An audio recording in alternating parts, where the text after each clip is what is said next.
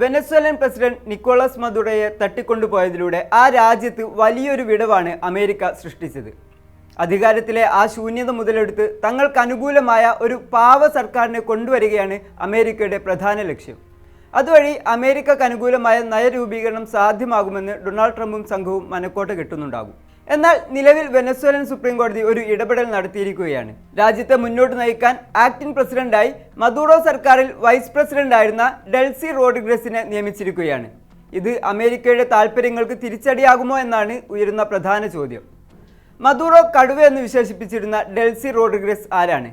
പരിശോധിക്കാം. സ്വാഗതം ഇൻഡെപ്തിലേക്ക്.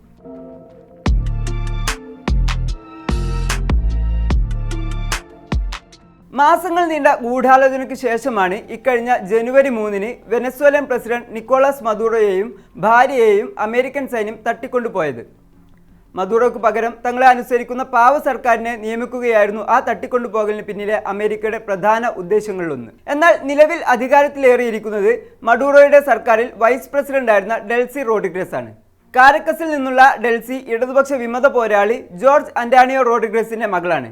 പോലീസ് കസ്റ്റഡിയിൽ വെച്ചുള്ള അദ്ദേഹത്തിന്റെ കൊലപാതകം മദുറോ ഉൾപ്പെടെയുള്ളവരെ ഒരു കാലത്ത് സ്വാധീനിച്ച സംഭവമായിരുന്നു. വെനസ്വേലയിലെ സെൻട്രൽ യൂണിവേഴ്സിറ്റിയിൽ നിന്ന് ബിരുദം നേടിയ ഡെൽസി ഒരു അഭിഭാഷക കൂടിയാണ്.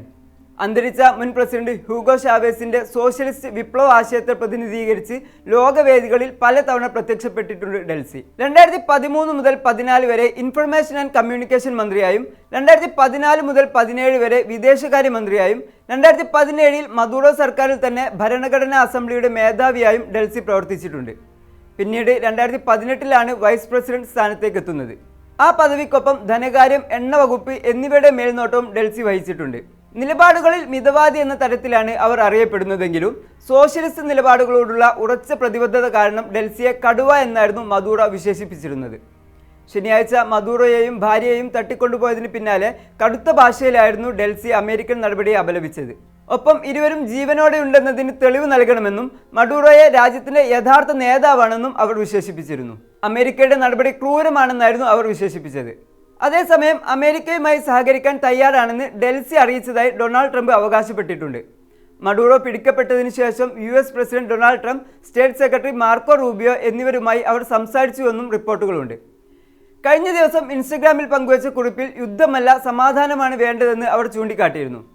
ബാഹ്യ ഭീഷണികളില്ലാതെ ബഹുമാനത്തിൻ്റെയും അന്താരാഷ്ട്ര സഹകരണത്തിൻ്റെയും അന്തരീക്ഷത്തിൽ ജീവിക്കാനാണ് രാജ്യം ആഗ്രഹിക്കുന്നത്. ശാശ്വതമായ സമാധാനത്തിനും വികസനത്തിനും വേണ്ടി അമേരിക്കയുമായി സഹകരിക്കാൻ തയ്യാറാണെന്നും ഡെൽസി അറിയിച്ചിട്ടുണ്ട്. അമേരിക്കയോട് ബഹുമാനപൂർണ്ണമായ ബന്ധങ്ങൾ വേണമെന്ന് അഭ്യർത്ഥിക്കുന്നത് നേരത്തെ ഡെൽസി റോഡ്രിഗസ് സ്വീകരിച്ചു പോന്ന കർക്കശ നിലപാടുകളിൽ നിന്നുള്ള ചൂടുമാറ്റമാണ്. അതേസമയം മറുഭാഗത്ത് അമേരിക്കൻ പ്രസിഡന്റ് തന്റെ ഭീഷണി സ്വരം തുടരുകയാണ്.